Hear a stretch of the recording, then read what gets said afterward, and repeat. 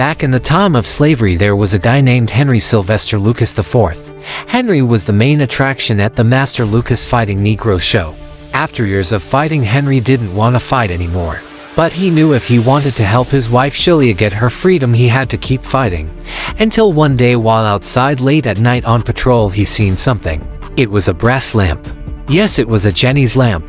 Henry grabbed it and ran back to his shack and cleaned it up to give to Master Lucas in the morning for their freedom.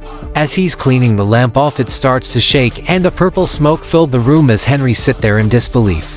"A giant figure appear. Who dares disturb my sleep?" said the genie. Henry comes out from behind the piece of wood he had as a door and steps in front of the genie. "Since you have freed me, you are granted 3 wishes, but be prepared for the outcome, good or bad." Without thinking, Henry asked for him and Sheila to be free, and the genie with a grin said, "Your wish has been granted." And with a blink off, and Henry and Sheila are being chased in a horse carriage by Master Lucas men. After hours of escaping, Henry and Sheila arrived at a farm where they seen a man working off into the field, and once defeat from the man turned around and was the genie. "I asked for us to be free. Why are they chasing us?" said Henry as he helps his wife out the carriage, but the genie walks up and simply puts his hand on Henry and says, "I told you cause and effect, my brother. Your freedom resulted in Master Lucas's." "You know." Sheila looks aghast at the two, but the genie continues, "I'm gone. Do you a solid, seeing you can't really comprehend what's going on." He changes their clothes, giving the nicer, more presentable clothes, and he upgraded their carriage and horse. "Now we can go somewhere. We look good," the genie says as the 3 make their way towards the north. As they come through as town, they see wanted posters for Henry and his wife, so they decide to leave but are stopped by a gang of deputies.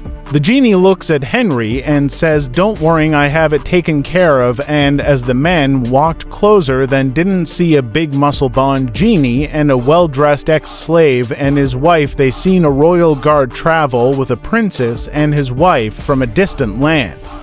After escaping the men in the town, the genie looks over at the sleeping couple and he starts to reminisce about his love Tia and the life they had before he got caught up with this lamp business. He continues to look over the couple, but in a firm voice he says, "Time for your number to wish," but the couple didn't budge and continued to sleep while the genie to finish traveling alone.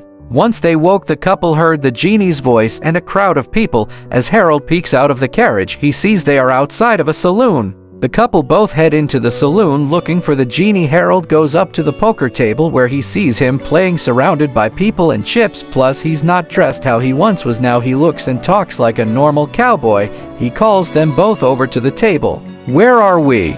And why you changed clothes?" said Harold, but the genie stops him and says, "You did too," as he looks down and sees he isn't finely dressed anymore and is dressed like a cowboy.